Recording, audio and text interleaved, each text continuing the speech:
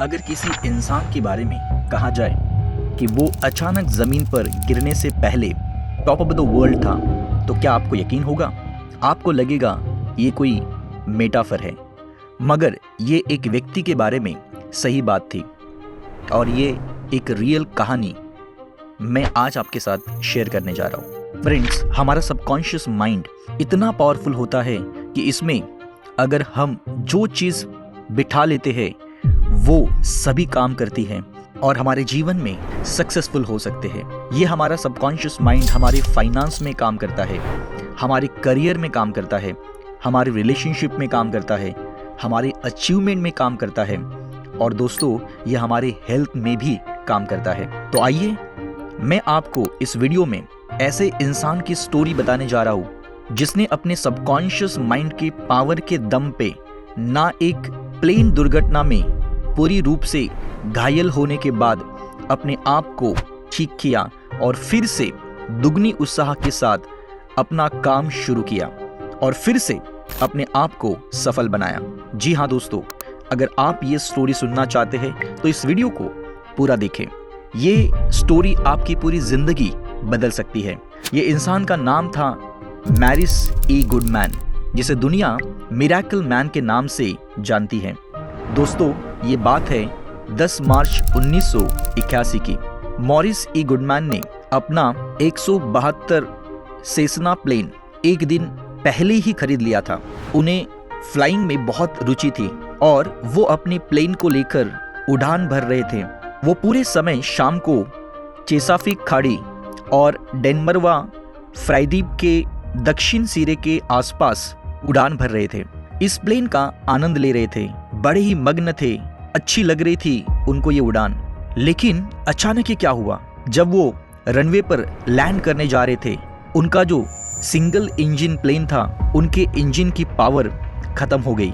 अचानक उन्होंने अपने प्लेन को आपातकालीन लैंडिंग करने के लिए विमान को वर्जीनिया के केप चार्ल्स में हवाई पट्टी की ओर वापस ले जाने का प्रयास किया। जैसे ही वो रनवे के पास पहुंचे, विमान बिजली लाइनों के एक कम लटका हुआ सेट के माध्यम से उड़ गया और प्लेन जमीन पर दुर्घटनाग्रस्त हो गया और पलट गया। गुडमैन ने पहले C1 और C2 तोड़ दिया और जब वो प्लेन नीचे गिरा, जब क्रैश हो गया, तो गुडमैन पूरी तरह से घायल हो गए थे। वो पूरी तरह से लकवाग्रस्त हो गए। 20 मिनट के बाद उन्हें वर्जीनिया के पास के नासावाडोक्स में एक स्थानीय हॉस्पिटल में प्रारंभिक उपचार के लिए लेकर आ गए, मगर वहां के डॉक्टरों ने बताया कि यहाँ पर उनका उपचार नहीं हो सकता।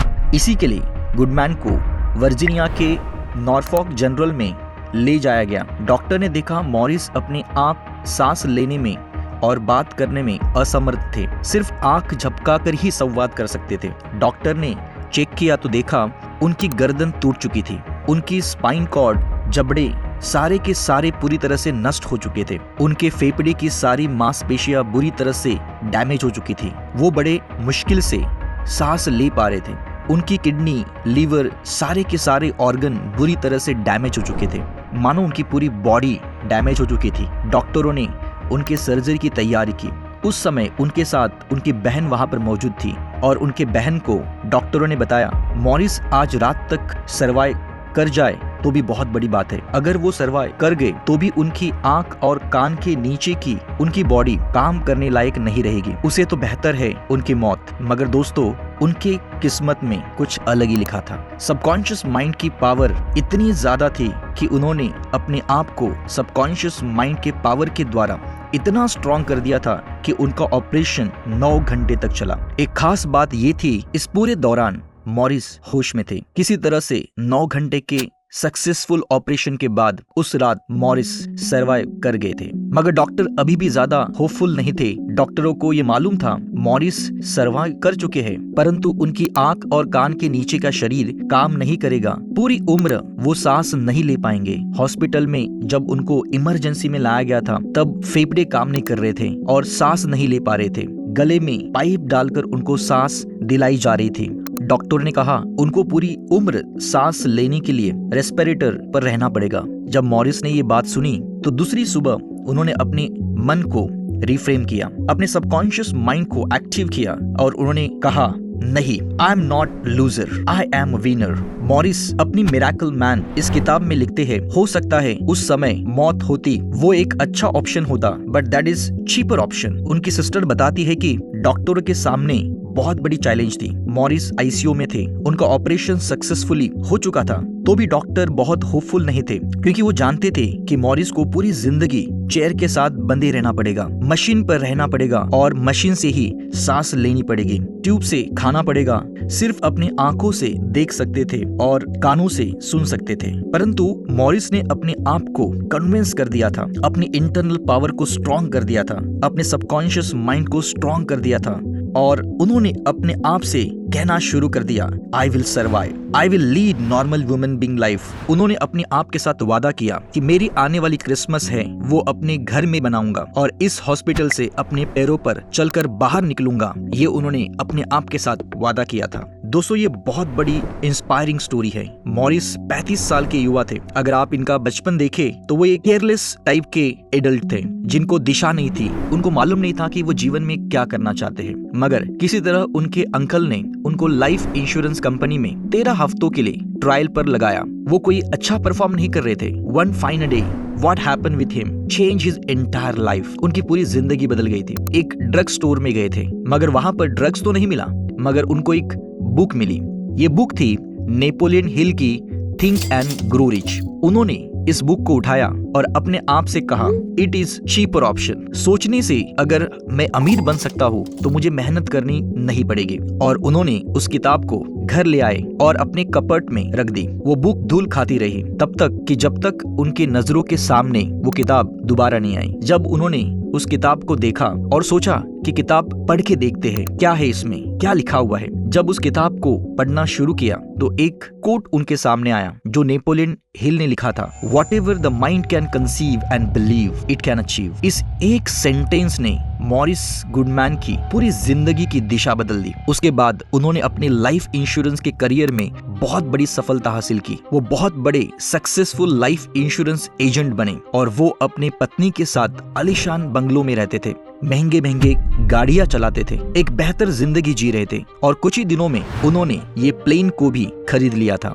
और वो एक बहुत ही अच्छी लाइफ लीड कर रहे थे। और उस साल जब उनका एक्सीडेंट हुआ तब उनका $15 मिलियन का जो उनका सेल था उनको क्रैक करने जा रहे थे, परंतु ईश्वर को कुछ और ही मंजूर था और इस प्लेन दुर्घटना में मॉरिस पूरी तरह से घायल हो चुके थे और वो हॉस्पिटल में पड़े थे और अपनी जिंदगी से लड़ रहे थे।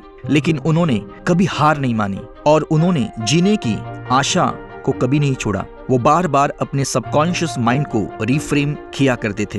वो हमेशा अपने आप से कहते थे, one day I will be healthy, I will lead a normal life and definitely I will do it. दोस्तों, उनका पूरा का पूरा जो स्ट्रगल था उसमें उनकी सिस्टर पैंट वॉल्डो उनके साथ थी। सभी को ये मैसेज देना चाहता हूँ कि फैमिली इज वेरी इंपॉर्टेंट, मगर फैमिली का मतलब सिर्फ वाइफ और बच्चे नहीं होते। आपका पूरा परिवार, आपके भाई बहन, माता पिता, आपके दोस्त, आपके कलीग, आपके नेबर्स, सभी इसमें इंक्लूड होते हैं जो आपको अपनी लाइफ में मदद करते, हेल्प करते हैं। इन सभी के साथ आपको रिश्ते अच्छे रखने जरूरी है। और दोस्तों, वो बोल नहीं सकते थे, सांस नहीं ले सकते थे। उनकी जो सिस्टर थी उन्होंने उनके लिए एक कार्डबोर्ड बनाया और उनको 4 पार्ट में बनाया गया, जिसमें 2-2 लाइन डाली और उसमें लेटर लिखे गए। अगर नर्स को कोई पूछना है तो वो नर्स उनको पूछती थी, आप जो बोलना चाहते हैं वो कौन से पार्ट में है, और वो आंखें झपकाकर बताते थे। वो इस तरह से कम्युनिकेट करते थे और ये एक नया तरीका निकाला गया था कम्युनिकेशन के लिए। अब मॉरिस अपने प्रॉब्लम बता सकते थे, बॉडी में कहाँ दर्द हो रहा है वो बता सकते थे। सबकॉन्शियस माइंड के प्रोग्राम के द्वारा और बर्निंग डिजायर के द्वारा धीरे धीरे उन्होंने रिकवर करना शुरू कर दिया।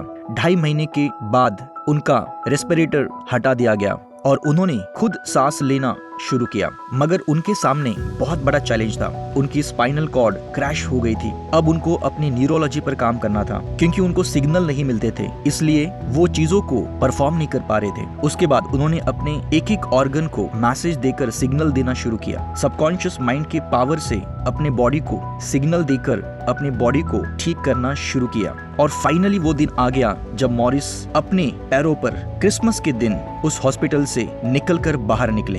जो उन्होंने डिसाइड किया था कि ये क्रिसमस वो अपने घर पे बनाने वाले थे, वो सच हो गया। तो दोस्तों, ये कहानी हमें बताती है अगर हम हमारे सबकॉन्शियस माइंड का अगर सही उपयोग करेंगे और हमारे मन में अगर तीव्र इच्छा होगी तो nothing is impossible, everything is possible in this world. यहाँ से मॉरिस की एक नई दिशा शुरू हो गई। मॉरिस ने जॉब छोड़ दिया और बाहर निकले और अपनी स्टोरी लोगों के साथ शेयर करना शुरू किया। और उनके जो गुरु थे जिग जिगलर, जो उस समय के सबसे बड़े मोटिवेशनल स्पीकर थे, उनके साथ उन्होंने काम करना शुरू किया and he become a very successful motivational speaker in the world. Fortune 500 companies में वो अपनी ट्रेनिंग देते थे। वो अपनी चीजों को बताते हैं, समझाते हैं कि कैसे आप अपने सबकॉन्शियस माइंड को यूज करके अपने लाइफ में सक्सेसफुल हो सकते हैं, कैसे अपनी माइंड का कंट्रोल अपने हाथ में लेकर कैसे अपनी लाइफ को कंट्रोल कर सकते हैं। और वो अपने जीवन का सार बताते हैं, इंसान वही बनता है जो वो सोचता है। तो दोस्तों, आप अपने सबकॉन्शियस माइंड के बारे में ज्यादा सीखें, ज्यादा जानें और अपने सबकॉन्शियस माइंड का रीप्रोग्राम करें और अपने लाइफ में बहुत ज्यादा सक्सेसफुल बने। ये वीडियो देखने के लिए पूरे दिल से धन्यवाद। Thank you so much.